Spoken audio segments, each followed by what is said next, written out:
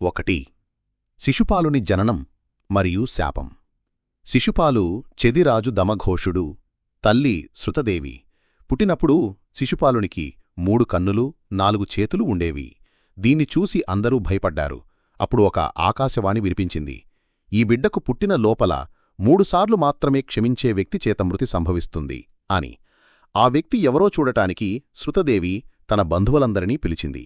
చివరగా కృష్ణుడు గదిలోకి వచ్చినప్పుడు శిశుపాలుని 3వ కన్ను, అదనపు చేతులు కనుమరుగయ్యాయి. శృతదేవి అర్థం చేసుకుంది, ఆకాశవాణిలో చెప్పిన వ్యక్తి కృష్ణుడేనని. 2 కృష్ణుని వాగ్దానం. తల్లి ప్రేమతో శృతదేవి కృష్ణుడిని అడిగింది, నువ్వు నా కొడుకును ఎందుకు చంపాలి అని. కృష్ణుడు సమాధానంగా, అతను తప్పు చేసినా నేను 100 తప్పులు వరకు క్షమిస్తాను.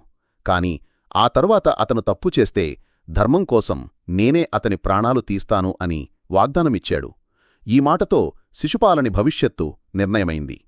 3 శిశుపాలుని అహంకారం మరియు ద్వేషం.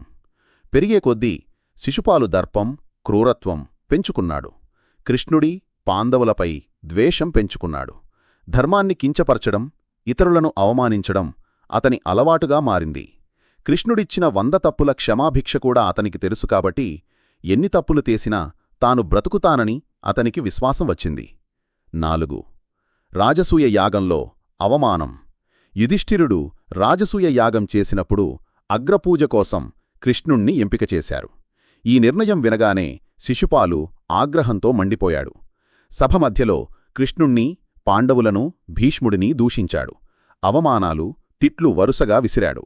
కృష్ణుడు సాంత్వనగా లెక్కపెట్టాడు, ఇది అతని 100వ తప్పు, ఇక ధర్మం కోసం చర్య తీసుకోవాల్సిన సమయం అని. 5 శాపం నెరవేర్చిన క్షణం. కృష్ణుడు తన సుదర్శన చక్రాన్ని పిలిచాడు. ఒక్క క్షణంలోనే చక్రం ఎగిరి శిశుపాలుని తలను వేరుచేసింది. ఆ క్షణంలోనే శిశుపాలుని ఆత్మ పూర్వజన్మలో జయ, విజయ అనే విష్ణు ద్వారపాలకుల్లో ఒకరిగా ఉన్న సత్యాన్ని గుర్తించి మోక్షం పొందింది. ఇలా కృష్ణుడు తన వాగ్దానం నిలబెట్టుకుని